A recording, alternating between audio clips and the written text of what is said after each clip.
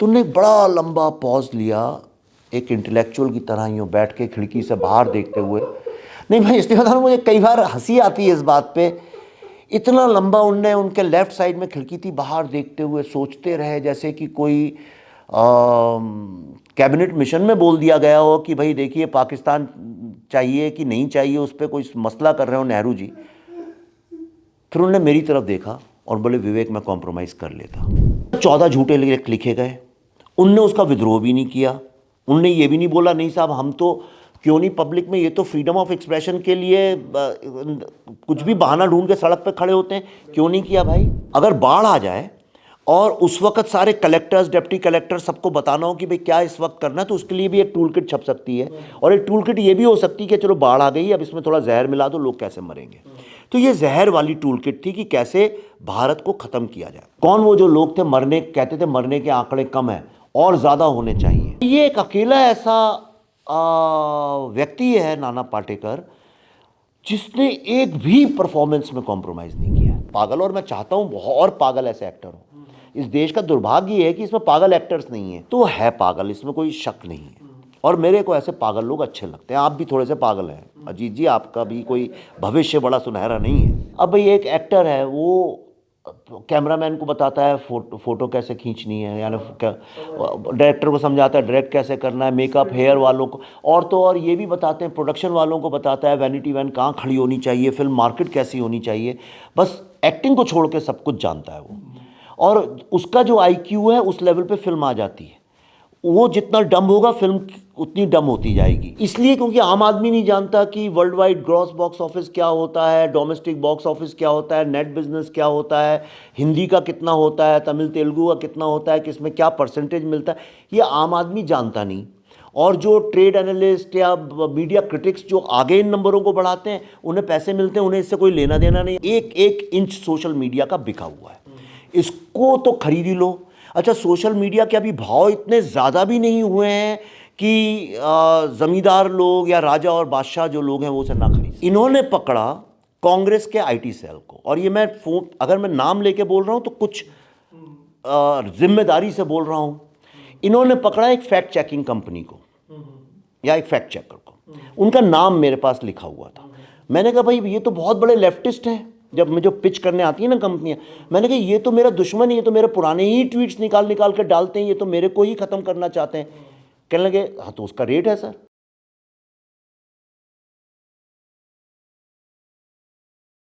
Narrative से ही, narrative को लेके पल्लवी जी का एक संवाद भी है, वो जो रहमा सेन का कैरेक्टर है, और मीडिया को भी आपने इसमें लिया है। टूल किट का एक प्रिंट आउट निकलता हुआ दिखता है। उस समय के माहौल पे थोड़ी सी प्रतिक्रिया चाहूँगा। जब इटली, जिसका बोला जाता है कि स्वास्थ्य तंत्र जो है सबसे सुदृढ़ था, और वहाँ स्थिति ये हो गई थी कि कॉफिन के लिए लकड़ियाँ तक ख़त्म होने लगी थी। अमेरिका में हमारे पत्रकार भी गए और उन्होंने दिखाया कि मतलब एकड़ों में वो उजले उजले टोम्बस्टोन्स की, मतलब पूरी लगता है कि एक फसल है वहाँ पे, और इतने लाख लोग वहाँ पे मरे हैं। जब ये सब बेबस दिख रहे थे, हमारा मीडिया चाह रहा था कि भारत में शवों के ढेर कहाँ हैं, गंगा नदी में बहा रहा है, बालू में। तो उस समय आपको, मतलब दोनों समय अभी आप ये बना रहे थे, और यहाँ पे एक होप दिखता है, और ये किया हमने, इतने लोगों को बचाया।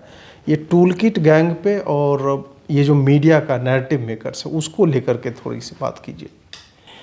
देखिए क्या हुआ कि दो चीज़ें हुई। एक तो जो अपनी वैक्सीन थी उसको लेके कई सारे झूठे लेख लिखे गए, करीब 14 तो लेख हम जानते ही हैं, जिसके ऊपर भारत बायोटेक ने तेलंगाना कोर्ट में केस किया। तेलंगाना 100 करोड़ रुपए का मानहानि का केस है। तेलंगाना कोर्ट ने वायर जो पब्लिकेशन वेबसाइट है उनके खिलाफ आदेश दिया, और उन्होंने बोला कि ये 14 के 14 आप उतारिए, और आज के बाद आपको कभी भी भारत की वैक्सीन के ऊपर कुछ भी लिखने से रोका जाता है। ये कोर्ट का केस है, ये हमने तो नहीं क्रिएट किया, कोई कुछ भी बोले। मतलब 14 झूठे लिखे गए। उनने उसका विद्रोह भी नहीं किया, उनने ये भी नहीं बोला नहीं साहब हम तो क्यों नहीं पब्लिक में? ये तो फ्रीडम ऑफ एक्सप्रेशन के लिए कुछ भी बहाना ढूंढ के सड़क पे खड़े होते हैं, क्यों नहीं किया भाई? क्यों नहीं? अरफा जी इतना बोलती हैं तो क्यों नहीं उनने आके सड़क पे बोला कि हमारे पब्लिकेशन के अगेंस्ट ये तानाशाही है? क्यों नहीं जिसने लिखे थे उसने बोला? क्यों नहीं उसके ओनर ने बोला? क्यों नहीं उनके मित्रों सगे संबंधियों ने बोला? मतलब लिखा तो गया था। तो ये किसने लिखा, क्यों लिखा? ऐसी ह्यूमैनिटी के वक्त में जब पूरी दुनिया मर रही थी, कौन चाहता था कि भारत के लोग मर जाएं झूठे लेखों से? कौन चाहता था इस बात को कि हम विदेशी कंपनियों के आगे घुटने टेकें? भारत की ये पहली इंडिजिनस वैक्सीन है, 22-22 साल लगे या वैक्सीन आने को? किन किन शर्तों पे आई हैं? देश आधे आधे बिके हुए हैं, आपको बता रहा हूं। तो हम उसकी तह में घुसे। जब तह में घुसे तो 2-3 चीज़ें हमारे सामने फिजिकल फॉर्म में आ गई। ऐसा नहीं कि मैंने आपसे सुना, मैंने फिजिकल फॉर्म में आ गई। वो अब आ गई, अब कैसे आ गई? वही हमारी स्पेशलाइजेशन। हम जब कहते हैं हम रिसर्च करते हैं तो इसी लेवल पे हम करते भी हैं। एक हमारे पास आया वो पूरा का पूरा डॉक्यूमेंट, जो तो और भी कई लोगों के पास पहुंच गया बाद में, कि भाई ये क्या क्या शर्तें रखी गई थी और क्यों भारत सरकार ने निश्चय किया कि हम इनसे नहीं लेंगे वैक्सीन। और दूसरा एक टूल किट पूरी निकली थी। टूल किट देखिए, अच्छी भी होती हैं, खराब भी होती हैं। अगर बाढ़ आ जाए और उस वक्त सारे कलेक्टर्स, डिप्टी कलेक्टर सबको बताना हो कि भाई क्या इस वक्त करना है, तो उसके लिए भी एक टूल किट छप सकती है। और एक टूल किट ये भी हो सकती है कि चलो बाढ़ आ गई, अब इसमें थोड़ा जहर मिला दो, लोग कैसे मरेंगे। तो ये जहर वाली टूल किट थी कि कैसे भारत को ख़त्म किया जाए। और ये पूरा जो प्रायोजन था वो सिर्फ इस बात के लिए था कि ये ट्रिगर भी कहाँ से हुआ मैं आपको बताता हूँ। ये सारा का सारा था कि कैसे ज़्यादा से ज़्यादा लोग यहाँ मर जाएं। तो ये जो सत्ता और शासन में जो लोग बैठे हैं, जिनको हम इलेक्शन में तो हरा नहीं सकते, ये ईश्वर की दी हुई हमको एक अपॉर्चुनिटी है। इनको हटाने का इससे अच्छा कोई मौका नहीं है। अब इनको हटाने के लिए क्या किया जाए? लाशें दिखाई जाएं। तो लाशें दिखाएंगे तो वो तो मात्र लाशें ही हो जाएंगी, फिर तो भारत के ही लोग मर रहे हैं इस चिता।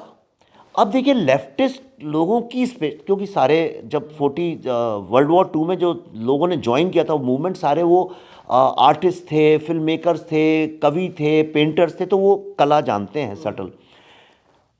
चिता एक ऐसी देखिए, जब कॉफिन में दफनाते हैं तो दृश्य फिल्मों में देखिए बड़ा सुंदर लगता है। सोमबर होता है, सोमबर होता है, छतरी लेके खड़े हैं, ऑर्केस्ट्रा बज रहा है, ऊपर फूल वाले पेड़ हैं, उसको धीमे से कुछ बोलते हुए उतारा जा रहा है। चिता आग एक ऐसी चीज है, पूरे विश्व में कहीं भी दिखा दो लोग डर जाते हैं। शॉक वैल्यू है, क्योंकि आम जिंदगी में लोग ऐसे देखते नहीं है। तो आपने सिर्फ चिताओं की काहे को फोटोज पब्लिश की पूरी दुनिया में? क्या सिर्फ हिंदू ही मर रहा था देश के अंदर? अमेरिका की फोटो है हमारे पास, एक नहीं कई हैं। अब कितने किलोमीटर मील लंबी लाइन है मुझे नहीं पता, लेकिन जो वाइड फ्रेम में शुरू से अंत तक ट्रक खड़े हैं काले रंग के। क्यों खड़े हैं? उनके अंदर फ्रीजर लगे हुए हैं। क्यों फ्रीजर लगे हुए हैं? उसके अंदर लाशें भरी हैं। ट्रक में क्यों लाशें भरी हैं? क्योंकि जो मॉर्ग्स थे उनमें जगह ही खत्म हो गई थी। हमारे पास तो फिर भी लाशें जलाने की जगह थी, उनके पास तो जगह ही नहीं थी लोगों को रखने की। उस बारे में कभी बात नहीं हुई, पर पूरी की पूरी कम्युनिटी को बदनाम किया गया। जो लोग मर रहे थे उनको मरने में भी डिग्निटी नहीं दी गई। ये बात मेरे को तो भाई कोफ्त, मुझे नहीं अच्छा लगता था। नहीं तो जो दिखा रहा था दानिश सिद्दीकी था, उसको कर्मफल मिल गया, अफगानिस्तान में मारा गया। अफगानिस्तान में ही है उसका कुछ ही दिन के तो मुझे लगा कि ये एक आवश्यक है। तो और भारत के दुश्मन कौन है? कौन वो लोग थे जो चाहते थे 40-50 करोड़ लोग भारत में जो है इन्फेक्ट हो जाएं और जितने ज़्यादा मर जाएं? कौन वो जो लोग थे कहते थे मरने के आंकड़े कम है और ज़्यादा होने चाहिए? कौन था? कौन चाहता है भाई 10,000 लोग मरे, चलो अच्छा किसी ने बोल दिया 8,000, उस पर बहस क्यों करनी कि नहीं आप 25,000 लोग मरे? क्या खुशी मिल रही है आपको? दिल को तसल्ली मिल रही है सुन के कि देखो ज़्यादा लोग मर गए? इसके खिलाफ किसी ने ज़्यादा आवाज़ उठाई नहीं इस देश में।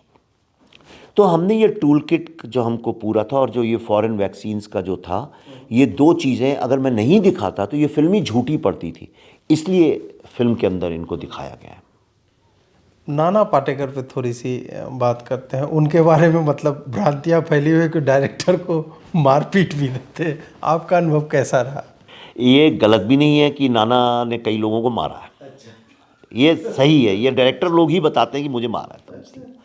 और कई नाना का हाथ उठ जाता है, उसका है हाथ उठ जाता है, लेकिन नाना का हाथ सिर्फ काम को लेके उठता है। कि भाई अब आप एक अगर चाय का कप है और आप चाय ला के दे रहे हैं और आपको इस बात के पैसे मिल रहे हैं कि आप चाय को दें, तो अगर उसमें चाय बह रही है और ये हो रहा है, गंदगी है, तो नाना का हो सकता है 2-3 बार बोलेगा कि ये क्या गलत है, हजाम हो गया तुम कि चाय वाले हो, और तीसरी बार के बाद हो सकता है हाथ उठ जाए। ये मैंने सुन रखा था। पल्लवी ने 2-3 फिल्में की तो पल्लवी ने भी इसकी पुष्टि की थी कि हाँ ऐसा है, ये काम को लेके बड़ा पागल आदमी है और इसको हर समय परफेक्शन चाहिए। तो फिर नाना को क्यों किया जाए कास्ट, सबने मुझे मना किया कि ये था कि एक दिन ऐसे ही बैठे थे तो एक असिस्टेंट और हम लोग पल्लवी कास्टिंग को लेके हमारी कंपनी में समझ लीजिए वो लाइट हाउस है, वो कॉम्प्रोमाइज़ नहीं करने देती। तो ऐसी बात चल रही थी, पल्लवी ने कहा नहीं ये तो क्रेडिबिलिटी के अलावा और कुछ होना ही नहीं चाहिए, इस एक्टर का मेन क्वालिटी होनी चाहिए क्रेडिबिलिटी। तो क्रेडिबिलिटी वाले एक्टर कहाँ से लाएं भाई? अब बड़े बड़े अच्छे एक्टर हैं जिनकी मैं बहुत इज्जत भी करता हूँ, तारीफ़ करता हूँ, जो अनडाउटेडली जो बहुत ही अच्छे कलाकार हैं, उनने भी अपने करियर में 2 या 3-4 फिल्मों में घटिया एक्टिंग की है। डायरेक्टर ख़राब होगा, फिल्म अटक गई होगी, कई साल चली होगी, पर ये एक अकेला ऐसा व्यक्ति है नाना पाटेकर जिसने एक भी परफॉर्मेंस में कॉम्प्रोमाइज़ नहीं किया। फिल्म भी अटक गई तो नहीं किया इसने फिल्म रुक जाए तो रुक जाए, लेकिन अच्छा, और अपना नहीं किसी और के भी परफॉर्मेंस में कॉम्प्रोमाइज़ नहीं करने दिया। अगर आप सामने बैठे हैं, अगर परिंदा का वो सीन चल रहा है, पता है ना जल गया था पूरा, आपको पता है, खुद जल गया था। क्यों जल गया था? ये किसी और के परफॉर्मेंस के चक्कर में जल गया था। तो इसको होश नहीं रहता, ये घुसता है पागल, और मैं चाहता हूँ और पागल ऐसे एक्टर हो। इस देश का दुर्भाग्य ये है कि इसमें पागल एक्टर्स नहीं हैं, इसमें सारे के सारे जो हैं तिकड़मी एक्टर्स हैं, पागल नहीं हैं। तो ऐसे पागल कौन बम्बई से 6 घंटे दूर, पूना से भी 2 घंटे दूर, खड़क वाला वासला में जाके एक फार्म हाउस में रहता होगा? क्यों नहीं रहेगा भाई बम्बई में वो? और इतना पैसा कमाने के बाद बम्बई में एक रूम के अपार्टमेंट में रहता रहा वो आदमी, तो वो है पागल, इसमें कोई शक नहीं है। और मेरे को ऐसे पागल लोग अच्छे लगते हैं। आप भी थोड़े से पागल हैं अजीत जी, आपका भी कोई भविष्य बड़ा सुनहरा नहीं है। तो मैंने रिसर्च किया तो मुझे सबने बोला, सब ने, मेरे मित्र जो हैं, कि यार वो मत करो विवेक, इस उम्र में पिटोगे, अच्छा नहीं लगता। तो जब मैं अड़ा रहा इस बात पे, मुझे लगा कि नहीं, ये भारत के प्रेस्टीज की फिल्म है, भारत के एक इज्जत की फिल्म है। फिल्म चले ना चले, लेकिन 100 साल बाद भी कोई देखे तो उसको लगे हाँ ये आदमी ने कहा था इंडिया कैन डू इट, तो India must have done it. अगर आप नाना के डायलॉग के बाद फिल्म रोक दें तो आपको जीवन भर ये भरोसा होना चाहिए इस आदमी ने कहा इंडिया कैन डू इट, तो India will do it. Correct? तो दाग नहीं होना चाहिए उसके परफॉर्मेंस पे। तो मैं नाना से मिलने गया खड़क वासला, फिर वहाँ पे हम और पल्लवी गए तो वो रहते हैं शिवाजी का जो ऊपर वो है किला, उसी के नीचे रहते हैं। तो गए तो उसने खाना ना बिल्कुल गंवार गांव के स्टाइल में बना के हमें खिलाया लाया अपने हाथ से, और उसने नाना कहा वो जब तक आप खा नहीं लोगे तब तक वो नहीं बैठेगा आपके साथ। तो ला के वो गरम गरम करके खिलाता रहा और फिर बैठा हमारे साथ। कहले हाँ बोल। तो नाना की भाषा भी थोड़ी अक्खड़ है, यानी बहुत वैसी है, अक्खड़ है एकदम। हाँ बोल। तो मैंने कहा देखो स्टोरी तो हो ही जाएगी बातचीत उस बारे में, लेकिन मैं आया हूँ, मुझे सबने बोला है नाना के साथ काम नहीं करो, आप मारते हो, तो अगर चाहो तो मुझे 4 झापड़ मार लेना, अकेले में मार लेना, जो करना, लेकिन ये रोल कुछ ऐसा है कि ये जैसा लिखा है वैसा ही करना पड़ेगा। और आप यकीन नहीं करोगे, जैसा लिखा है बिल्कुल वैसा ही नाना ने किया, और ऐसा सरेंडर किया नाना ने अपने आप को इस रोल में। मैं अब समझाऊं नाना का प्रॉब्लम क्या है। अगर आप नाना से बोल दो हम चालू फिल्म बनाना चाहते हैं, इसको कोई लॉजिक नहीं, नाना बकवास है, इसमें कभी भी कुछ भी हो सकता है, तो उसे कोई प्रॉब्लम नहीं है। वो कहता तो मुझे पता है ना, मैं कहता लेकिन अगर तुमने बोला मैं अच्छी फिल्म बना रहा हूं नाना, बहुत अच्छी फिल्म बनाना चाहता हूं, आपके अलावा कोई रोल, कहता फिर तू कॉम्प्रोमाइज नहीं करेगा, फिर तू अच्छी फिल्म बनाएगा, और तू नहीं बनाएगा तो मैं मार मार के तुझसे बनवाऊंगा। तो ये नाना का है। और सारे एक्टर्स जो थे उनको दौड़ा के, उनके कॉन्ट्रैक्ट में तो 8 घंटे काम करने का लिखा हुआ था, पर खुद ही नहीं जाता था वो, 12-12 13-13 घंटे सबको भगा भगा के नहीं, ऐसे कर वैसे कर। नाना इज़ एन इंस्टीट्यूशन, और मुझे बहुत अफसोस इस बात का है कि उसको बॉलीवुड के ही लोगों ने पॉलिटिक्स करके वेलकम की सफलता के बाद एक राजनीति खेल के किनारे करने की जो कोशिश की है वो अच्छी बात नहीं है। ऐसा कलाकारों के साथ नहीं करना चाहिए। बिल्कुल बिल्कुल। अब थोड़ा सा अपने फिल्म करियर के बारे में बताइए कि स्टार जैसे एड फिल्म्स आप करते थे और उसके बाद फिर कमर्शियल फिल्में आपने जिद को लेके कोई कंट्रोवर्सी भी हुई थी अनुभव सिन्हा जी के साथ? बता देता हूँ बिल्कुल खुल के सारी बातें। तो मैं एड फिल्म्स करता था, तो मैंने एक टेलीफिल्म बनाई थी चॉकलेट नाम से, जी के लिए, जिसको देख के किसी इंग्लैंड के प्रोड्यूसर्स थे जिन्होंने बोला हम इसको फीचर फिल्म में बनाना चाहते हैं। तो अचानक मेरा करियर चालू हो गया। चॉकलेट में देखते देखते किसी कारणवश सारे बड़े बड़े स्टार्स इकट्ठे हो गए। वो एक यूजुअल सस्पेक्ट्स नाम की एक फिल्म थी जिसमें मैंने देखी है, चॉकलेट भी देखी, यूजुअल सस्पेक्ट, दोनों का फिल्म। हाँ। तो हम एक फिल्म बना रहे थे आरंभ नाम से, अच्छा। जो कि बोफोर्स के ऊपर थी। वो मेरी पहली स्क्रिप्ट थी, आरंभ उसका नाम था। उसमें नसीरुद्दीन शाह और रजित कपूर को लिया हुआ था हमने। लास्ट मिनट पे फाइनेंसर भाग गए और मैंने एड फिल्म्स बनानी बंद कर दी थी ये उत्साह में कि चलो ये बनेगी। 1.5-2 साल उसमें लगाए थे। तो फाइनेंसर भाग गए, वो फिल्म रुक गई। कहाँ जाए? तो बॉलीवुड में फिल्म बनाने का उस वक्त एक ही तरीका हुआ करता था कि आप बोल दो साहब ये हॉलीवुड की इस फिल्म पे बेस्ड है, उस रातों रात उसका VHS मंगाया जाता था, देखते थे और एक्टर लोग उस हिसाब से ओके करते थे। और मैंने सुना है कि उस वक्त के कई डायरेक्टर्स थे, महेश भट्ट जी और कई और 2-3 नाम है, वो तो सेट पे वीडियो वो VCR रख के शॉट बाय शॉट डायरेक्ट होता था, है ना। और कई फिल्मों में एक है मनीषा कोइराला की फिल्म, अगर आप देखें स्लीपिंग विद द एनिमी या कोई फिल्म का हिंदी मेक है, उसमें बिल्कुल शॉट बाय शॉट आगे बढ़े हुए हैं। पर ठीक है, चलो वो एक वक्त था, दौर था। तो यूजुअल सस्पेक्ट्स के नाम से सारे बड़े बड़े स्टार 8-10 दिन में कास्टिंग भी हो गई, ख़त्म। तो कोई स्क्रिप्ट भी नहीं पूछी किसी ने, ये भी नहीं पूछा मैं क्या कर रहा हूँ क्या नहीं कर रहा हूँ। सबने पूछा मैं कपड़े क्या पहन रहा हूँ, डिज़ाइनर कौन है, और फिल्म खड़ी हो गई। हमने भी अपना हाथ साफ़ किया, लंदन में शूट किया, और आज भी लोग कहते हैं कि टेक्निकली, और थी तो बड़ी स्टाइलिश फिल्म और टेक्निकली भी बड़ी साउंड थी। उसके बाद फिर गोल बनाई हमने, तो बहुत अच्छे गोल बनाई, बहुत अच्छे। पर गोल बनाते वक्त मेरा जो आत्मा थी, सोल, बड़ा खुश नहीं था। इसलिए क्योंकि मेरा कभी एम्बिशन नहीं था टिपिकल कमर्शियल फीचर फिल्म का डायरेक्टर बनने की। मैं तो आरंभ बनाने आया था, छोटी 1.5-2 करोड़ की फिल्में, थोड़ी उस टाइप की। हम श्याम बेनेगल वगैरह से प्रभावित भी रहे। तो ये था कि हाँ कुछ समाज बदलने वाली या इम्पैक्ट करने वाली फिल्में बनाएंगे, पर फंस गए इस चक्कर में। तो गोल के बाद मैंने लगभग निश्चय किया कि अब, इसलिए मैं बताता हूँ कारण क्या है, कि अब भाई एक एक्टर है, वो कैमरामैन को बताता है फोटो कैसे खींचनी है, यानी डायरेक्टर को समझाता है डायरेक्ट कैसे करना है, मेकअप हेयर वालों को, और तो और ये भी बताते हैं, प्रोडक्शन वालों को बताता है वैनिटी वैन कहाँ खड़ी होनी चाहिए, फिल्म मार्केट कैसी होनी चाहिए। बस एक्टिंग को छोड़ के सब कुछ जानता है वो, और उसका जो IQ है उस लेवल पे फिल्म आ जाती है। वो जितना डम होगा फिल्म उतनी डम होती जाएगी। तो मैंने कहा यार मैं ये नहीं करूँगा यार, मैं पढ़ा लिखा आदमी हूँ, यानी मुझे कोई बुरा नहीं लगता ये बोलने में पढ़ा लिखा हूँ। वाकई में मैं हार्वर्ड गया हूँ, मैं IMC से पढ़ा हूँ यार, कुछ अकल रखता हूँ। तो मैंने कहा मैं ये तो नहीं करूँगा। तो मैंने एक तरह से मेंटली रिज़ाइन कर दिया वहाँ से। एक फिल्म में बना रहा था जो रिलायंस ने साइन किया था, काफ़ी पैसे भी दिए थे उसे शुरू करने को। उसका नाम था फ्रीडम, जो फिल्म करप्शन के ऊपर थी, पर वो भी किसी कारणवश नहीं बनी, क्योंकि वो भी इसी आरंभ टाइप की फिल्म थी, या जैसी अभी आजकल मैं बनाता हूँ उसी टाइप की फिल्म थी, समाज की समस्या को लेके।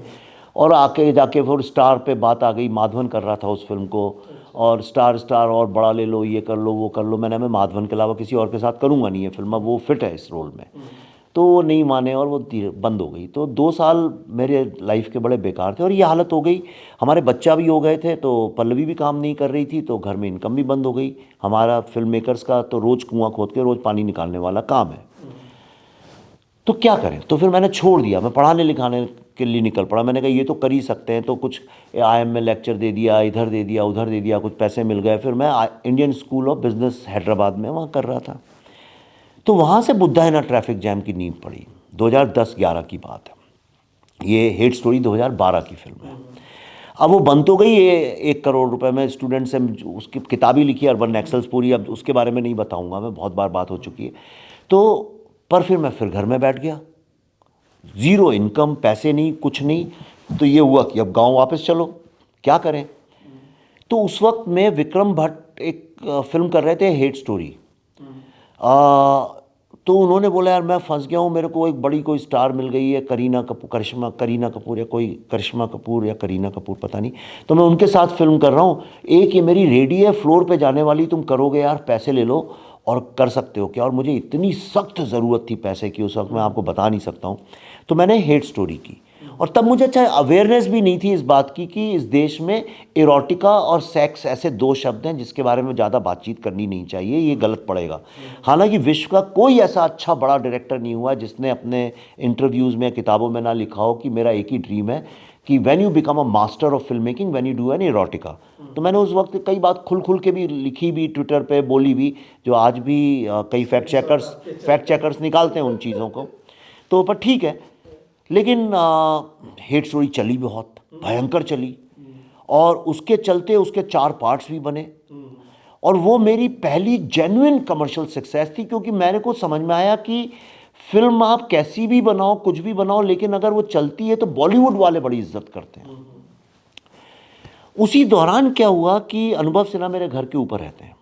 आज मैं पहली बार ये बात बोल रहा हूँ, मैं बोली नहीं क्योंकि अब ठीक है, अब पुरानी बात हो गई, और कई लोग मेरे को जिद मेरे पीछे पड़ते हैं, इसलिए ये बात बताना आवश्यक है। और ये आप समझेंगे तो आपको पॉलिटिक्स भी समझ में आ जाएगी। कुछ देर पहले आप इन लोग का नाम भी ले रहे थे। ये मेरे घर के ऊपर रहते हैं, मेरा बेटा और उनका बेटा, आप समझ लीजिए, आप देखेंगे तो लगेगा कि सगे जुड़वा हैं ये, और एक ही उम्र के हैं, एक आध हफ्ते के अंतर में पैदा हुए थे। तो और अनुभव सिन्हा और उनकी पत्नी के बीच में कुछ दरार हो गई, वो कहीं और रहने लगे जाके, उनकी पत्नी और बेटा हमारे ऊपर रहते थे। तो वो बेटा भी, बच्चा, दोनों बच्चे एक साथ बड़े हुए, एक ही घर में हुए, तो हमारे बेटे जैसे ही हो गया, और उनकी पत्नी से भी मेरे बड़े अच्छे रिश्ते हैं।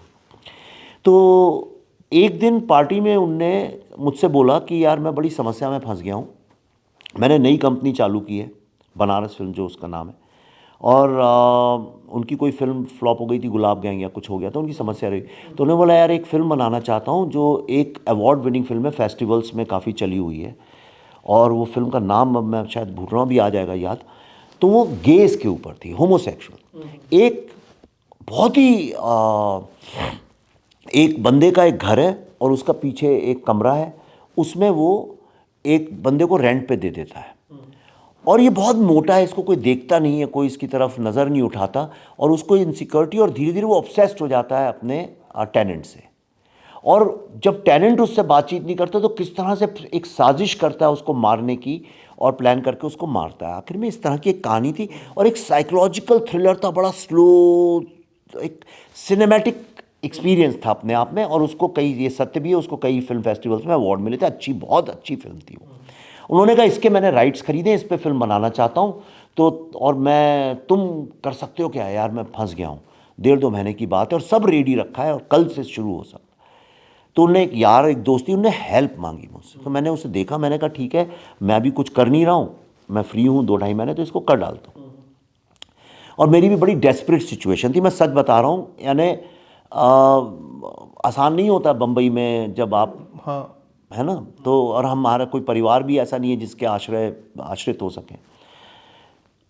अभी आपसे बात हुई, याद आया, तो मुझे याद आ रहा है कितने कठिन दिन थे वो। तो एनीवे, तो मैंने वो की, तो हमने गोवा में जाके एक शेड्यूल उसका किया, और कुछ पार्ट आप फिल्म का देखें तो आपको स्लो कैमरा मूवमेंट आते हुए, कहीं काई लगी, आपको दिखेंगे भी। फिर कास्टिंग की बात हुई, उन्होंने बोला कि एक काम करते हैं यार, ये आदमी का इंडिया में करेंगे तो वो सब होमोसेक्सुअलिटी पे बात हो जाएगी, ये हो जाएगा, इसको चेंज करके एक लड़का और लड़की कर देते हैं, कि वो लड़का जो आके रहता है रेंट पे एक लड़की के घर पे। ठीक है, ये सिनेमैटिकली कोई गलत बात नहीं है, एक ऑब्सेशन के ऊपर फिल्म है तो कैसे भी हो सकती है। डर भी थी ऑब्सेशन के ऊपर, अब वो लड़की ऑब्सेस्ड हो जाए, लड़का हो जाए, क्या फ़र्क पड़ता है उससे। तो उसको हमने एक शेड्यूल किया, मैंने अमेरिका से एक डीओपी को बुलाया था, मैं जानता हूँ उसको, तो उसके साथ हमने किया। जब मैं लौट के आया बम्बई वहाँ से, तो इनके ऑफिस में जब गया, ये एक ही बस वो लास्ट मीटिंग है मेरी अनुभव सिन्हा, तो वहाँ पे दरवाजे पे एक 10-12 बड़ा फुट का एक पोस्टर लगा था। चूँकि वो शूट करने के बाद मैं गोवा से ही चला गया था कानपुर अपने घर किसी शादी के लिए। तो जब मैं लौट के 20-25 दिन बाद आया तो बड़ा सा खड़ा था, और उसमें जो हीरोइन थी प्रियंका की, वो शायद सेकंड कज़न है, फर्स्ट कज़न है, और वो ऑलमोस्ट न्यूड फोटो में खड़ी थी, कोई कपड़े नहीं पहने थे, बस यूँ 2 हाथ ऐसे करके वो खड़ी हुई थी। तो मैं अंदर गया, अनुभव सिन्हा, मैंने कहा ये क्या है। कहते हैं यार समस्या ये है कि फ़िल्म ऐसे तो ये बड़ी सीरियस और वैसी फ़िल्म हो जाएगी, बिकेगी नहीं, तो सब कह रहे हैं कि यार इरोटिका बना देते हैं, चूँकि विवेक तुम्हारे नाम से हेट स्टोरी जुड़ी हुई है, तो उस नाम से ये बिक जाएगी। और मेरी बिकी गई है एक तरह से समझ लो, कोई समस्या नहीं है, बड़े खुश भी थे। तो मैंने कहा यार एक बात बताओ तुम मुझे, तुम दिन रात यहाँ पे ये बोलते रहते हो कि जब तुम रावण बना रहे थे तो कैसे तुम्हें कॉम्प्रोमाइज़ करवाया गया था, कि तुम्हारी कुछ चली नहीं हो, तो बाकी लोगों ने सारे निश्चय कर लिए और 3-4 बाहर के दोस्त आ गए थे शाहरुख साहब के, और वो लोग डायरेक्ट करते थे और तुमने कॉम्प्रोमाइज़ किया। ठीक है, तो अगर आज उल्टा होता तो तुम क्या करते ऐसी सिचुएशन में? तुमने एक बड़ा लंबा पॉज लिया, एक इंटेलेक्चुअल की तरह यूँ बैठ के खिड़की से बाहर देखते हुए। नहीं मैं इसलिए बता रहा हूँ, मुझे कई बार हंसी आती है इस बात पे, इतना लंबा उनके लेफ़्ट साइड में खिड़की थी, बाहर देखते हुए सोचते रहे जैसे कि कोई कैबिनेट मिशन में बोल दिया गया हो कि भाई देखिए पाकिस्तान चाहिए कि नहीं चाहिए, उस पर कोई मसला कर रहे हो नेहरू जी। फिर उन्होंने मेरी तरफ देखा और बोले विवेक मैं कॉम्प्रोमाइज़ कर लेता। यकीन नहीं करेंगे अजीत, मैं वहीं खड़ा हुआ, मैंने कहा आज के बाद तुमसे जो करते बने लीगल ये वो, मैं ये फिल्म नहीं करूँगा। उन्होंने बोला पर मैंने एक चबन्नी नहीं ली थी उनसे, कोई पैसे से मेरा आदान प्रदान नहीं हो, मैंने यारी दोस्ती में एज अ फेवर, आप मुझसे बोल दें विवेक मेरे पास गाड़ी नहीं है, मुझे घर छोड़ दो अपनी गाड़ी में, वाली बात थी। तो मैंने कहा मैं ये फिल्म नहीं करूँगा। कहने अरे कैसे अब आधे में? मैंने कहा बस नहीं करूँगा, और मैं आज के बाद तुम्हारी शक्ल भी नहीं देखूँगा, और मैं वहाँ से निकल गया। और आप यकीन करिए मैंने उसके बाद, मुझे पता नहीं क्या हुआ क्या नहीं हुआ, उसके बाद इन्होंने खुद फिल्म कंप्लीट करी, इन्होंने खुद डायरेक्ट करी वो फिल्म मेरे पास। मैं नाम लेके इसलिए बोल रहा हूँ क्योंकि ये सत्य, ताकि कल को ये बात घुमा फिरा के ना हो। अशोक पंडित जी और एक धीर साहब हैं, अश्विनी धीर, ये दो लोग डायरेक्टर्स एसोसिएशन चलाते हैं। अशोक पंडित जी प्रेसिडेंट हैं उसके, और बहुत अच्छा काम भी करते हैं एसोसिएशन के लिए, मैं ये बताना चाहता हूँ। और अश्विनी धीर जी, ये दोनों लोग मेरे को फ़ोन करके ऑफिस आए मिलने, मेरे दफ्तर में जो कि वर्सोवा में, और इन्होंने मुझे कहा कि हम अनुभव सिन्हा ने हमसे आपसे कुछ बात करने भेजा है। इन्होंने मुझे एक लिफाफा दिया और बोले उन्होंने आपके लिए एक चेक भेजा है। मैंने खोला और एक चेक था, अभी मुझे याद नहीं, 11 लाख का कुछ ऐसा चेक रहा होगा, और बोला एक लेटर आपको साइन करना पड़ेगा। क्या लेटर था? वो लेटर में ये लिखा था कि ये पैसे आप लीजिए और आपका नाम छपेगा एज अ डायरेक्टर, और आप जिंदगी में कभी अपना मुंह नहीं खोलेंगे कि आपने ये फिल्म डायरेक्ट नहीं की, नॉन डिस्क्लोजर। और मैं ये कैमरे में आज पहली बार ये बोल रहा हूं, अगर उनमें इतनी भी रीढ़ की हड्डी का अगर 1% है, इसको खड़े होकर बोल दें कि ये सत्य नहीं है। अशोक पंडित से कभी इंटरव्यू करिएगा और धीर साहब से, उनसे पूछिएगा विवेक अग्निहोत्री ने क्या किया। वो मुझे 1 घंटे तक बताते रहे कि पैसा कितनी बड़ी चीज़ होती है फिल्म इंडस्ट्री में, रख लो यार क्या फ़र्क पड़ता है।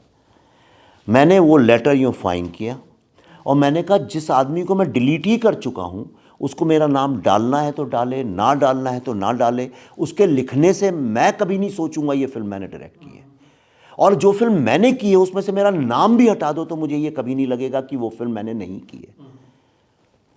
मेरे को ना तो पैसे चाहिए और मैं ये करूँगा। मैंने वो फाड़ के फेंक दिया और मैंने कहा अनुभव सिन्हा से बोलिएगा वो निश्चिंत रहें, राइट। मैं इतना बेईमान आदमी नहीं हूँ कि मैं जाके सड़क में चिल्ला के इसका कुछ करूँ, वो निश्चिंत होकर करें, उनके पैसे में कोई दखल नहीं दूंगा। और मैंने उसके बाद वो लोग निकल गए। नेक्स्ट थिंग आई सॉ कि उस फिल्म में लिखा था डायरेक्टेड बाय विवेक अग्निहोत्री, जिसको लेके आज तक मुझे लोग ट्रोल करते हैं, उन पर कोई सवाल नहीं उठाता। अगर उस फिल्म के बारे में किसी को कुछ बोलना है तो भाई कुछ तो उनका भी बनता है दायित्व, पर उसको लेके वो खामोश रहे। तो ये जिद की कहानी है पूरी। आपका एक स्टेटमेंट अभी आया था कि मैं बैंकरप्ट हो गया हूँ, और लोग जो है वो कहते हैं कि यार तुमने 300 करोड़ भी कमाया और बोल रहे हो कि बैंकरप्ट हो गए, इसके पीछे क्या कहानी है? देखिए 350 करोड़ का जो बिज़नेस होता है, लोग ये नहीं समझते हैं कि उसमें से सबसे पहले तो 55% वो ले जाते हैं एग्जीबिटर्स, और वो पूरा एग्जीबिटर ले जाते हैं।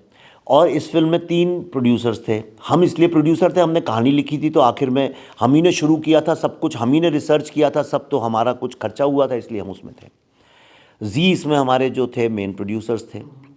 तो जो कमाई अमाई जो होती है उसका हिस्सा बहुत कम आता है और जो आता है वो सारा का सारा चला जाता है स्टूडियोज़ को। इसीलिए ये फिल्म हमने स्टूडियोज़ के साथ नहीं बनाई है, क्योंकि वो आप कुछ भी कर रहे हैं उसमें आप शोषित ही रहेंगे, चाहे कुछ, आप बच ही नहीं सकते। तो लेकिन हमने जितना पैसा हमने कमाया था, बीच में फ्लैटलेट की बात करते हैं ना, तो मैं आपको बता दूं मैं कोई भिखारी नहीं रहा हूं इस दुनिया में। मैं बहुत सालों से काम कर रहा हूं और अच्छा खासा काम भी करता रहा हूं। तो ऐसा नहीं है, ताशकंद फाइल भी बहुत बड़ी हिट थी। तो हमारे बच्चे बड़े हो गए, हम छोटे घर में रहते हैं, हम तो कई साल से कर रहे थे, हमने घर लिया कभी और। लेकिन चूंकि आप उसके धीरे धीरे स्लैब वाइज पेमेंट करते रहते हैं, 2-3 साल में आपका घर कंप्लीट होती है बिल्डिंग जाके, तो रजिस्ट्रेशन तो उसका बाद में होता है। किस्मत कुछ ऐसी थी कि कश्मीर फाइल हिट हुई और उसके 4-5 दिन बाद रजिस्ट्रेशन की डेट आ गई, हमने कर दी, मीडिया वालों ने छाप दिया। लोगों को लगा कि भाई साहब फिल्म जब हिट होती है उसका पैसा आते आते ही 6-7 महीने लगते हैं, करेक्ट। तो ये आम आदमी जानता नहीं है, तो इसलिए कुछ भी बोलता है। तो कांग्रेसियों ने उठा के उसको अपना वो बना दिया। और ये भी मैं पब्लिक में आज ये बोलना चाहता हूँ कि वो जो कीमत उनने लिखी है वो गलत लिखी है। वो घर 18 करोड़ का नहीं है, वो 40 करोड़ का है, वो 2 फ्लैट है। तो एक ही का रजिस्ट्रेशन अभी हुआ है, एक का बाद में होने वाला है। जब होगा फिर से यही खबर आएगी। तो टोटल आपको अभी बता देता हूँ कि मैं इतना गरीब नहीं हूँ जितना लोग समझते हैं। कई सालों से काम कर रहा हूँ, अच्छे घर से भी आया हूँ। तो जिनको लगता है फिल्म से ही ये सब कुछ हो गया। तो हमने जितना अपना जो कमाया, जो हमारे पास जो पैसा था, हमारे पास चॉइस थी।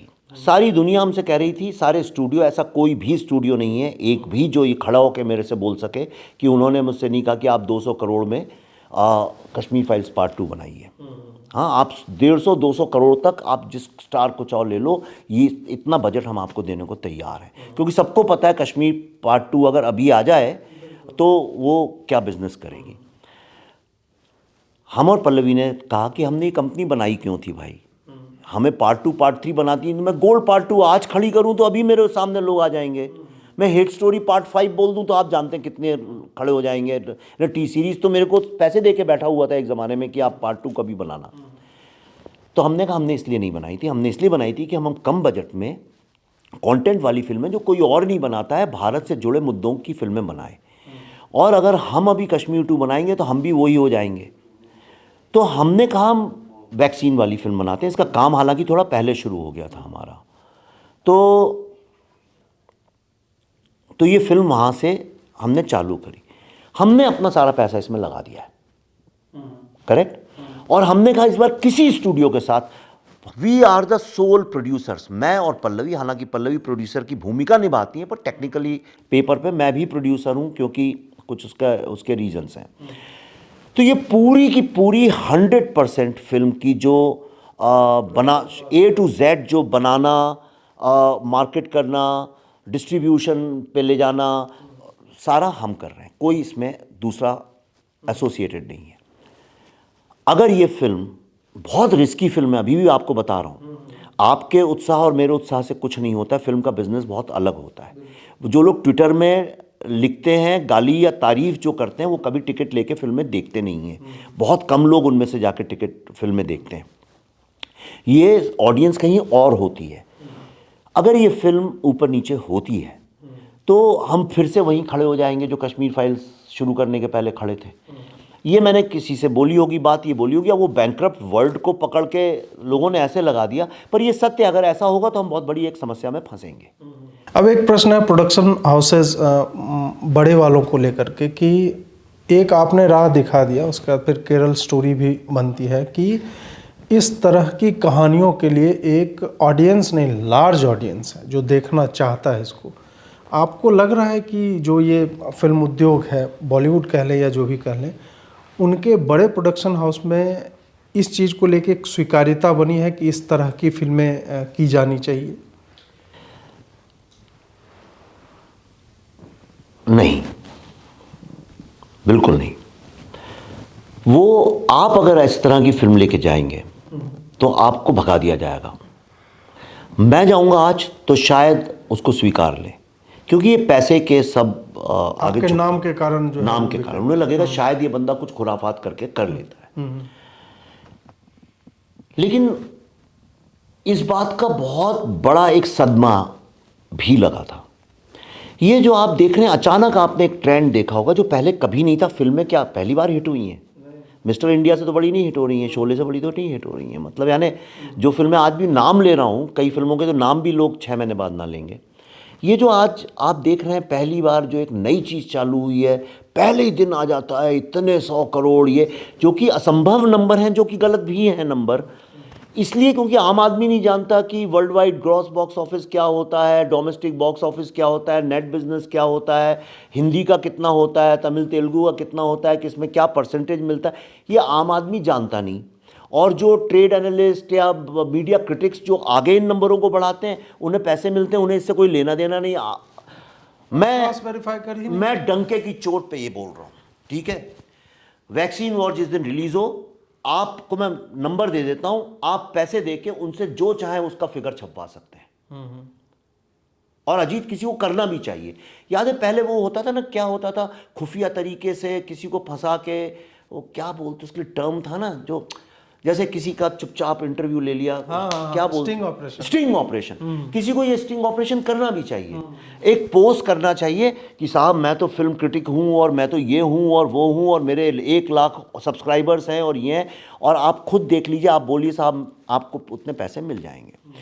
जो कई तो ऐसे भी लोग हैं, आप देखिए, जो इधर भी तारीफ करते हैं, उधर सारा पैसे का खेल है। तो इनको एक फॉर्मूला समझ में आया, इनने कैसे लड़ाई कैसे लड़ी जाए। यहाँ तो जनता जुड़ गई है, और वो जनता जुड़ गई है जो कि रेगुलर बॉलीवुड वो नहीं है। तो इन्होंने ये नया ट्रेंड मैं बता रहा हूँ ताकि आपकी नज़र में आए। इन्होंने कहा सोशल मीडिया बिकता है 100%, एक इंच सोशल मीडिया का बिका हुआ है, इसको तो खरीद ही लो। अच्छा, सोशल मीडिया के अभी भाव इतने ज़्यादा भी नहीं हुए हैं कि ज़मींदार लोग या राजा और बादशाह जो लोग हैं वो उसे ना खरीद सकें।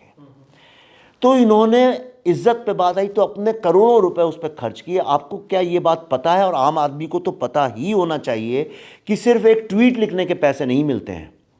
अगर आपने कुछ नेगेटिव लिखा तो उस ट्वीट को डिलीट करने के भी पैसे मिलते हैं। ये बिल्कुल अभी जवान के टाइम में खूब आ रहा था, पठान के भी टाइम में लोगों को ऑफर। हाँ, ये नया ट्रेंड चालू हुआ है। और आर्टिकल किसी ने गलत लिखा, उसे हटवा दिया जाएगा। एक फिल्म आई थी, आप नाम आप ही ले रहे हैं तो मैं क्यों लूँ, उसके वक्त में मुझे यूट्यूबर्स ने बताई है ये बात कि एक भी नेगेटिव वर्ड आप नहीं बोल सकते थे, ठीक है। इसके लिए किसका सहारा लिया गया? इसके लिए इनको ये समझ में आया कि भाई देखिए, ये विवेक अग्निहोत्री की फिल्म आई कश्मीर फाइल्स, इनकी एक ये सर्टेन ऑडियंस है जो कि शायद ट्विटर पे है ही नहीं है, तो ये दिखा दिखा के ही ग्राउंड लेवल पे इनने अपनी ऑडियंस क्रिएट की हुई है। तो हमारी तो एक ऑडियंस रही है जो गाना बजाना हमेशा से करती रही है और एक नैरेटिव चलाती रही है। तो अब मैं भी फिल्म कर रहा हूँ तो मेरे पास भी आती हैं लिस्ट सोशल मीडिया से, आप कौन कौन है जिनको आप पैसे दे के खरीद सकते हैं। देखिए, अब इसमें मेरे को सब पता है कौन किस तरफ से क्या करता है। इन्होंने पकड़ा कांग्रेस के आईटी सेल को, और ये मैं अगर मैं नाम लेके बोल रहा हूँ तो कुछ जिम्मेदारी से बोल रहा हूँ। इन्होंने पकड़ा एक फैक्ट चेकिंग कंपनी को या एक फैक्ट चेकर को, उनका नाम मेरे पास लिखा हुआ था। मैंने कहा भाई ये तो बहुत बड़े लेफ्टिस्ट हैं। जब मुझे पिच करने आती है ना कंपनियां, मैंने कहा ये तो मेरा दुश्मन है, ये तो मेरे पुराने ही ट्वीट्स निकाल निकाल कर डालते हैं, ये तो मेरे को ही ख़त्म करना चाहते हैं। कहने लगे हाँ तो उसका रेट है सर, है ना। इसीलिए आप देखिए अभी जो एक नई 1-2 फिल्मों की जो कैंपेन है, उस सूत्रधार कौन है उस नैरेटिव का? मेरी बेटी की फोटो निकाल निकाल के इंस्टाग्राम से किसने चलवाई थी? करेक्ट। अभी मेरी जब फिल्म आ रही है तो मेरे ऊपर पूरा ये जो वार अब चालू हुआ है 2 दिन से, ये कौन कर रहा है? आप इन सारी चीज़ों को जोड़ें तो आपको समझ में आ जाएगा कि ये फैक्ट चेकिंग, फ्रस्ट्रेटेड ऑपोजिशन और एक बहुत बड़े कम्युनल एक रिलीजियस ग्रुप्स के सेंटिमेंट्स को जोड़ के, जिस तरह से भारत की राजनीति में इस्लामिक और दलित कॉरिडोर क्रिएट किया गया, गठबंधन क्रिएट किया गया, उसी तरह से ये सारे ऑपोजिशन और फैक्ट चेकर्स और पैसे में बिकने वाले लोगों का एक रिसर्च करके एक पूरा समूह बनाया गया। फिर पैसे की हड्डियां फेंक फेंक के उन लोगों को एक क्या बोलूं, एक क्लाउड की तरह क्रिएट किया गया। और इनको एक चीज समझ में आई कि लोगों को तो कुछ पता ही नहीं है ये बॉक्स ऑफिस क्या होता है। तो अगर बॉक्स ऑफिस लिख दो तो कोई आपसे ये तो नहीं पूछने वाला है कि भाई साहब एक, हाँ, कहाँ का बॉक्स ऑफिस, कैसा बॉक्स ऑफिस। अच्छा, पहले क्या होता था, जो ट्रेड एनालिस्ट थे, अब जैसे ये तरण आदर्श, कोमल नाहटा वगैरह, इनके तो पुराने चले आ रहे हैं इन लोगों के, तो यानी कब से इनके पिताजी वगैरह चलाते थे। और मैं सच बता रहा हूँ, इतनी मेहनत करते थे, क्या लोग थे। मैंने आज मिले तो पहुँच लूँ, उनसे डायरेक्टर प्रोड्यूसर्स डरते थे। वो एक एक थिएटर का, सिनेमा हॉल का पूरा, आपने पुरानी वो फिल्म इंफॉर्मेशन वगैरह देखी हो, मैगजीन्स, तो एक एक चीज़ लिखी होती। अब वो ज़माना चला गया। आज क्या है, आप 4 ट्वीट कर दीजिए फिल्मों के ऊपर, कोई बंदा फ़ोन करेगा, भाई साहब हमारी फिल्म आ रही है, इस पर तुम कर दो, आप बन गए फिल्म क्रिटिक। ऐसे बहुत घूम रहे हैं। हाँ, घूम रहे हैं, बुदायूं में रहने वाला लिख रहा है इंटरनेशनल सिनेमा के बारे में, तो सारे बन गए हैं, हर आदमी। कुछ लोगों ने ये सोच लिया है कि अच्छा गाली दो फिल्म आने के पहले, दबा के कहो ये फिल्म तो सुपर डुपर फ्लॉप है, डिजास्टर है, लास्ट डे पे आपको पैसे मिलेंगे, अब उस तारीफ चालू कर दो अगले दिन से। ये पूरा एक पॉलिटिक्स इनको ये भी मूर्ख नहीं, देखो हैं तो स्मार्ट इंटेलिजेंट हैं ही, ऐसे थोड़ी कोई राजा बादशाह और किंग बन सकता है किसी इंडस्ट्री का, इतनी तो अकल रखते ही हैं लोग। तो इन्होंने इसको पूरा अटैक किया, और ये समूह जो है एम्पलीफाई करता है फिगर्स को। मैं कहता हूँ ऑडिट्स होने चाहिए, हमारी भी फिल्म का ऑडिट हो, आपकी फिल्म का हो, सब एक कोई रेगुलेटरी बॉडी हो और बोल दे भाई ये बिजनेस हुआ है, बात ख़त्म। अचानक से ऐसा क्या परिवर्तन आ गया दुनिया में कि कल तक अगर ये बिजनेस चल रहा था तो अचानक 10 टाइम्स बड़ा हो गया। तो ये आज का एक प्रथा है, आप जो पढ़ते हैं वो सत्य नहीं है। फिल्म अच्छी है, बुरी है, किसी को पता नहीं है, तारीफ़ें चल रही हैं, सिनेमा हॉल खाली हो, हाउसफुल लिखा जाता है। तो इसी लड़ाई में हम भी अपनी फिल्म रिलीज़ करते हैं, हमारे पास वो नहीं है साधन, तो इसलिए मैं भाग भाग के लोगों को दिखा दिखा के, इसलिए मैं पीपल्स फिल्म बोलता हूँ, क्योंकि मैं जनता को दिखा दिखा के, मेरी कोशिश ये रहती है कि आम आदमी देखे जितना ज़्यादा, और आम आदमी आपस में बातचीत करे, फिल्म कॉन्वर्सेशन में आए तो कोई सामने वाला देखने आए। वही मैं पिछले साल बेगूसराय में था, वहाँ बच्चन पांडे के साथ शायद क्लैश हुई थी ना, कश्मीर फाइल। तो फिर हमने, हमारा जो सिनेमा हॉल थे तो जानकार थे, उनसे हमने बात की। कश्मीर फाइल्स का एक शो चल रहा था, बच्चन पांडे का 3। फिर बोले यार अब ले लिए हैं। हम बोले कि पूरा डिमांड आप देखो पब्लिक का कैसे है। फिर मैंने 2 दिन, एक तो हमारे मित्र थे साइंटिस्ट हैं, उन्होंने बोला कि नहीं अजीत पूरा हॉल बुक करो, पूरा हॉल, एक दिन उनके पैसे से, एक दिन फिर अपने पैसे से। क्या बात कर रहे हो? अच्छा। हाँ, और पूरा सिनेमा हॉल 2 दिन बुक किया। और फिर खाली इतना नहीं, ई रिक्शा से गांव से लोग आए, महिलाएं देखें, ये भी इंश्योर किया। इस तरह का पूरा, मतलब अपने जो संग वंग के दोस्त यार थे तो उन सब के थ्रू ये करके कि पैसा दे रहा हूँ, इन लोग को जुटाओ और दिखाओ, ये फिल्म देखी जानी चाहिए। और ये अकेला करने वाला मैं अकेला नहीं था, बहुत सारे लोग अपने अपने जगह पे जितना ही हो सकता था, 100 टिकट स्पॉन्सर किया, 500 किया, जो किया। तो ये सही में पीपल्स फिल्म थी। और मुझे लगता है कि अब देखते हैं वैक्सीन वार का भी, अभी तक तो लग रहा है कि पॉजिटिवली ये जाएगी। अंतिम प्रश्न है, अगले क्या प्रोजेक्ट्स हैं आपके? इसके बाद जो फिल्म पे हम एक्चुअली हम 17 मार्च को जाने वाले थे 2020 में कश्मीर फाइल शूट करने कश्मीर, पर मुझे 15 तारीख को गृह मंत्रालय, चूँकि परमिशंस वगैरह लेनी पड़ती हैं गृह मंत्रालय से सिक्योरिटी की, तो उनका फ़ोन आया कि भाई हो सकता है धारा 144 लग जाए पूरे देश में, तो आप कैंसिल करिए अपना प्रोग्राम। हाँ, तो हम बैठ गए, वहाँ पे पूरी यूनिट थी हमारी। तो अब सारे लड़के, पैसा उनको चाहिए ही, अब वो तो बेचारे कहीं कहीं से थे, तो हमने कहा इनका कैसे इस्तेमाल करें। तो हमने दिल्ली फाइल्स का रिसर्च चालू किया। और पहले उस फिल्म का स्कोप कुछ और था, पर वो रिसर्च करते करते करते करते हमने कहा भाई ये हर समय ये भारत में दंगे फसाद क्यों नहीं रुकते कम्युनिटी के नाम पे। आपको तो नहीं, भले क्रिश्चियन कंट्री हो, इस्लामिक कंट्री हो, और किसी विश्व की अमूमन सिविलाइज कंट्रीज़ में आपको नहीं मिलता ये कि क्रिश्चियन और मुस्लिमों के दंगे चल रहे हैं, कितने लोग मरे पता नहीं, सुप्रीम कोर्ट फैसला ही नहीं कर रहा है। आज अगर आप भारत में बाहर निकल जाएं, अभी होटल से बाहर, और वहाँ पे दंगा हो जाए किसी तरह से, और आप उसमें गुजर जाएं, निपट जाएं, तो मैं कभी जस्टिस नहीं दिला पाऊँगा आपके परिवार को, है ना, संभावना यही है। और कोर्ट भी हाथ खड़े कर लेता, कश्मीर के मसले में खड़े किए, पंजाब ये दिल्ली राइट्स के मसले में, सिखों के में खड़े किए, हर एक में यही किया है। तो हमने कहा ये क्या चीज़ है कि ये रुकता ही नहीं है, और इसको शासन भी कुछ नहीं बोलता इन लोगों के। कम्युनल नाम पे अगर राइट्स होती हैं तो कोई कुछ नहीं बोलता, और कोर्ट भी हाथ खड़े कर लेते हैं। तो करते करते हम पीछे जाते गए, और करते करते जब पार्टीशन के वहाँ पे पहुँचे, तो अचानक कुछ तथ्य ऐसे आए जो मुझे ऐसा लगा, मैं फ्रीडम फाइटर्स का बेटा होने के बावजूद बहुत घुट्टी पिला पिला के हमको फ्रीडम की सारी वो पढ़ी हुई है, उसके बावजूद मुझे ये नहीं पता था कि पार्टीशन का असली सत्य क्या है और किसका क्या उस वक्त में रोल था।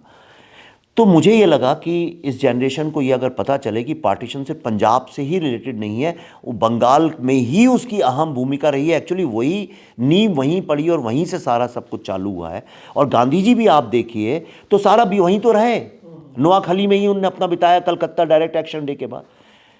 फिर डायरेक्ट एक्शन डे की बात करो तो कोई जानता ही नहीं है, किसी को पता ही नहीं डायरेक्ट एक्शन डे क्या है। जैसे कश्मीर के बारे में तो थोड़ा बहुत पता भी था, डायरेक्ट एक्शन डे तो मैं अभी गया था, सोपंदा ने मुझे एक लेक्चर के लिए बुलाया था, वहाँ पे मैंने पूछा तो यंग लड़के जो आज के 19-20 साल के कलकत्ता में रहने वाले यंग लड़के लड़कियों को नहीं पता डायरेक्ट एक्शन डे क्या है। और आप उसकी फ़ोटोज़ देखिए, आप एक काम करिएगा, जब अपना आप इंटरव्यू अगर एडिट करें तो उसमें कुछ एक फ़ोटो डाल दीजिएगा आप।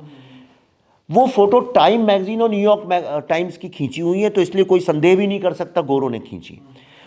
हिंदुओं की लाशें, नर कंकाल, कंकाल बोलते हैं ना, वो पड़े हुए हैं स्केलेटन्स ज़मीन पे, और ऊपर इतने बड़े बड़े गिद्ध और चील और वो सब बैठे हुए हैं। ये दृश्य विश्व में कहीं देखने को नहीं मिलेगा आपको, डायरेक्ट एक्शन डे का है, और जहाँ हुआ वहीं के बच्चों को नहीं पता। तो मुझे ये लगा कि अगर वो क्या मानसिकता थी जिसके कारण डायरेक्ट एक्शन डे हुआ, जिसके कारण नोआखली हुआ, जिसके कारण पार्टीशन हुआ, जिसके कारण कत्लेआम हुआ, और उसके बाद से ये परंपरा हिंदू मुस्लिम राइट्स की कभी रुकी ही नहीं है, क्या ये एक माइंडसेट है? फिर मैंने देखा कि अलीगढ़ मुस्लिम यूनिवर्सिटी के बाहर सीए के वक्त में लिखा था खिलाफत 2.0। शाहीन बाग में एक झंडा लगा खिलाफत 2.0, जिसके ऊपर किसी ने आपत्ति उठाई, इसलिए उसको तुरंत इनने उतारा, इनको समझ में आ गया, और उसी जगह पे इन्होंने भारत का झंडा लगा दिया खिलाफत की जगह। ठीक है, तो मैंने कहा कि इसको पकड़ा जाए, इस पे विषय पे फिल्म बनाई जाए। तो बंगाल की भूमिका जो रही है भारत में, अच्छी भी और बुरी भी, उसको मद्देनज़र रखते हुए ये हम खिलाफत कैसे शाहीन बाग तक आता है, ये अभी बता रहा हूँ, हो सकता है फिल्म आए तो और आगे चली जाए कहानी। तो ये जनवरी से हम लोग शूट कर रहे हैं इस फिल्म को। तो मैं एक सवाल तुमसे भी पूछना चाहता हूँ, मुझे एक सच्ची मैं पूछना चाहता हूँ कि ये जो जुडिशरी हमारी जो है, इससे मैं भी बहुत प्रताड़ित हूँ, और मैं इसके बारे में भी लिखता आया हूँ। मैंने लिखा तो उन्होंने कंटेम्प्ट ऑफ कोर्ट भी किया, मेरी सब समस्या भी चलती रही दुनिया भर की। ये तुम्हें कभी डर नहीं लगता इस बात का कि तुम जज, चीफ जस्टिस और सुप्रीम कोर्ट के बारे में इतना खुल के ऐसे बोलते हो, यानी मैं वो शब्द ले भी नहीं सकता अपने मुंह से नाम, उसकी आवश्यकता तो है, क्योंकि ऐसी ऐसी ऐसी समस्या को जब तक ज़ोर से एक झापड़ नहीं मारा जाए वो जगेगी भी नहीं। पर कभी तुम्हें डर नहीं लगता कि तुम्हें एक दिन उठा के ले जाएंगे और उस वक्त कोई तुम्हारे सपोर्ट में खड़े होने भी नहीं आएगा, क्योंकि जुडिशरी का मसला है? ये हिम्मत या अंदर से आग कहाँ से आ रही है? एक तो मिट्टी का होता है, बिहारी हूँ, उसमें बेगूसराय से, जहाँ रामधारी सिंह दिनकर टाइप के लोग हुए हैं। और दूसरी बात है कि फंडामेंटल मोटिवेशन जो है मेरा इसको लेकर के, कि जब मैं मोदी को गाली दे सकता हूँ, जब मैं पुलिस वाला कुछ करता हूँ तो उसको कुत्ता, हरामी, दोगला कुछ भी कह देता हूँ, मुंह पे बोलते हैं लोग, एसपी हो, कलेक्टर हो, कुछ भी हो, तो फिर ये जुडिशरी अपने आप को होली काव क्यों मानती है? मैं कहता हूँ होली काव खाली गौ माता है, उसके अलावा कोई भी नहीं है। और एक मोटिवेशन है, प्रशांत भूषण जैसे लोग इतने बड़े बड़े कांड करके कंटेम्प्ट 1 रुपया दे के छूटते हैं, तो मेरा वर्ष तो 1 पैसा होगा, मैंने घर में रखा हुआ है 1 पैसे का सिक्का जो है पुराना, तो वो मैं मुंह पे मारूंगा चंद्रचूड़ के, या जो भी सीजे रहा या जो भी मेरे केस को देखेगा। डर बिल्कुल इसी के लिए नहीं लगता, क्योंकि मैं एक भी शब्द ऐसा नहीं बोलता हूं जो जनता की भावनाएं नहीं हैं। इतने करोड़ केस पेंडिंग हैं, 5 करोड़ केस लंबित हैं। अब मान के चलिए कि 5 करोड़ मतलब 25 करोड़ लोग उससे प्रभावित हैं एक साइड के। अगर एक परिवार में 5 आदमी मानते हैं, डबल कर दीजिए, 50 करोड़ लोग प्रभावित हैं। और हर व्यक्ति के पास एक ऐसी कहानी होती है उसकी या उसके आसपास की, कि वो 2-2 जनरेशन से चप्पलें घिस रहा है, पेशकार पैसा लेगा, जज की कुर्सी के नीचे बैठ करके वो डेट लिखने के पैसे लेता है। इतना करप्शन सब कुछ दिखता है। जस्टिस काटजू का बयान है इलाहाबाद हाई कोर्ट को लेकर, there is something rotten here. तो आपके जजेज आपके खिलाफ में बोलते हैं, चेलमेश्वर ने प्रेस कॉन्फ्रेंस की थी, कॉलेजियम में क्या नौटंकी होती है सबको दिखता है। जो ये प्रिंसिपल ऑफ नेचुरल जस्टिस की बात करते हैं, कंटेम्प्ट ऑफ कोर्ट तो उस अवधारणा के बिल्कुल विरोध में है। तुम ही के ऊपर हुआ है और तुम ही जज भी हो उसके, भाई तुम उसको किसी थर्ड पार्टी से करवाओ ना। तो ये सारी चीज़ें हैं, और डर सही में मुझे एक पैसा डर नहीं लगता। मैक्सिमम क्या कर लेंगे, ये जेल में डाल देंगे, डाल दो हमारे तरफ। और मेरा जो कास्ट है उसमें तो और कहते हैं कि 2-4 केस ना हो तो उस कास्ट का होने का कोई फ़ायदा नहीं है। तो ये कि 2-4 तो भैया के ऊपर केस ही नहीं चल रहे हैं, क्या गैया पैदा कर दिए घर में गऊ कि ये तो केस थी। नहीं चलो, पर भगवान करे, ईश्वर करे, सरस्वती का आशीर्वाद तुम पे बना रहे और इसी हिम्मत से काम करो। हमें बहुत सारे अजीत भारती चाहिए, कुछ एक विवेक अग्निहोत्री भी चाहिए, पर बहुत सारे अजीत भारती भी चाहिए, क्योंकि ये बहुत, हमारा सिस्टम बदलता ही नहीं है और इससे लड़ने की आवश्यकता है। और एक मेरा अनुभव ये है कि आप न्याय का मंदिर है, मंदिर में तो आदमी को खुशी खुशी जाना चाहिए कि भाई जब सारी दुनिया मेरे अगेंस्ट खड़ी है, एक जगह है जहाँ मुझे न्याय मिलेगा। पर पूरे भारत में एक आदमी से पूछ लो, कोर्ट में चलना है भैया, डर के मारे वहीं पे अगर वो पैंट ना गीली कर, लोग डरते हैं कोर्ट में जाने से। इसके बारे में मेरे ख्याल से जज लोगों को और कोर्ट जुडिशरी को सोचना चाहिए। चलिए विवेक जी, आपने इतना समय थैंक दिया यू और वैक्सीन वॉर के लिए बहुत बहुत शुभकामनाएं। Thank you. और आशा करते हैं कि ये आपको अगले 2-3 फिल्म को फाइनेंस करने लायक जो है ये इतना बिजनेस करे, और जो बाकी तो फेक डेटा देते रहते हैं लेकिन ये इतना बिजनेस करे। दिल्ली फाइल का निकला है पैसा काफ़ी, ताकि स्वतंत्रता तो मिले अपनी बात कहने का। बिल्कुल बिल्कुल बिल्कुल। चलिए, बहुत बहुत आभार आपका। Thank you Ajit, thank you very much.